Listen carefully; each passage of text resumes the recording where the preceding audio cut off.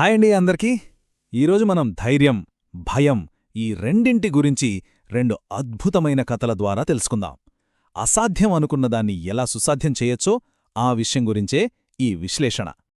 మనందరి జీవితంలో ఏదో ఒక టైంలో మనల్ని వెనక్కి లాగేసే ఒక శక్తి ఉంటుంది కదా, అది మన లక్ష్యాలకు అడ్డుగా నిలుస్తుంది.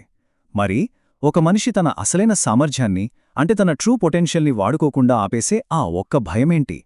ఆలోచించాల్సిన విషయమే. సరే, ఈ ప్రశ్నతోనే మనం ఈరోజు మన ప్రయాణాన్ని మొదలుపెడతాం.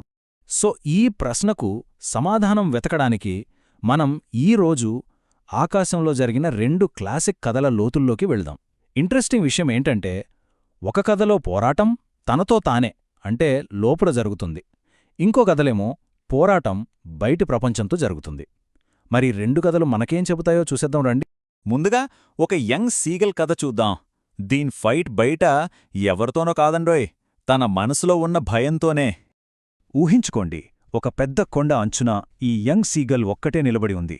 దాని సిబ్లింగ్స్ అన్నీ ఆకాశంలో ఎంత ఫ్రీగా ఎగురుతున్నాయో, కాని ఇది మాత్రం నా రెక్కలు నన్ను మోయలేవు, నాకు ఎగిరేంత బలం లేదు అనే ఒక అపనమ్మకంతో, భయంతో అక్కడే బిగుసుకుపోయింది.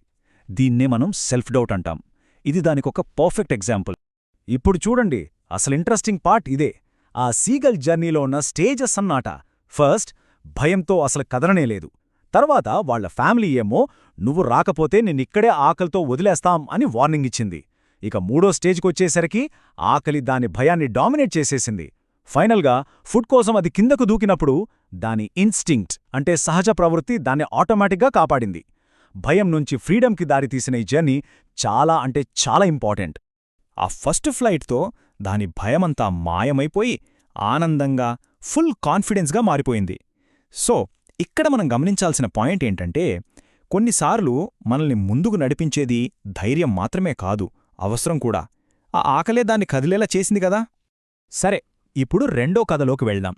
ఇక్కడ ఫైట్ ఇంటర్నల్ కాదు, ఎక్స్టర్నల్. అంటే పోరాటం లోపల కాదు, బయట.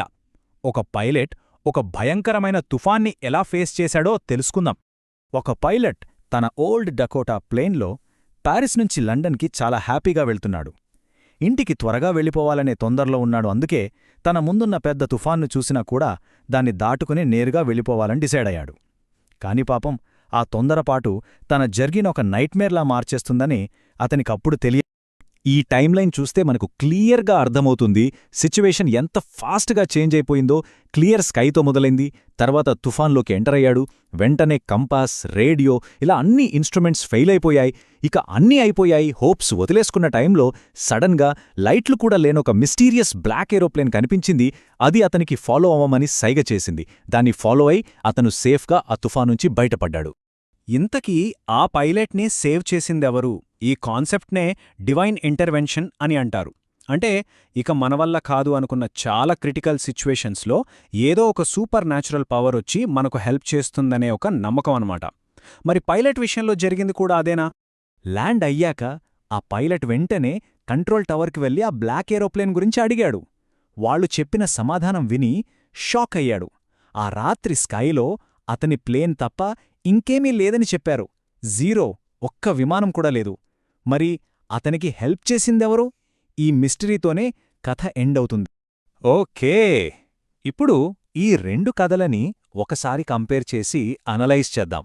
రెండింటిలోనూ ఒక లీప్ ఆఫ్ ఫెయిత్ అంటే గుడ్డి నమ్మకంతో వేసిన ఒక ముందడుగుంది. కానీ ఆ రెండింటి మధ్య ఉన్న తేడాలు చాలా చాలా ఇంపార్టెంట్. ఈ స్లైడ్ చూస్తే మనకు ఒక క్లియర్ పిక్చర్ వస్తుంది. చూడండి, సీగల్ ఫైట్ అంతా ఇంటర్నల్ అంటే తనలో ఉన్న సెల్ఫ్ డౌట్తో. దానికి మోటివేషనేంటి? ఆకలి అంటే ఇన్స్టింక్ట్. కరేజ్ ఎక్కడ్నించొచ్చింది? తన లోపల నుంచే. అదే పైలట్ విషయానికి వస్తే అతని ఫైట్ ఎక్స్టర్నల్ అంటే బయట ఉన్న తుఫానుతో. అతనికి మోటివేషనేంటి? హోప్, ఒక నమ్మకం. అతనికి కరేజ్ బయటనుంచి ఒక మిస్టీరియస్ హెల్ప్ రూపంలో వచ్చింది. ఇంకా సింపుల్గా చెప్పాలంటే సీగల్ని దాని లోపల ఉన్న ఆకలి ముందుకు తోసింది. అదే పైలట్ని బయటనుంచి వచ్చిన ఒక తెలియని శక్తి తన వైపుకు లాక్కుంది. ఒకటి పుష్ ఫోర్స్ అయితే మరొకటి పుల్ ఫోర్స్.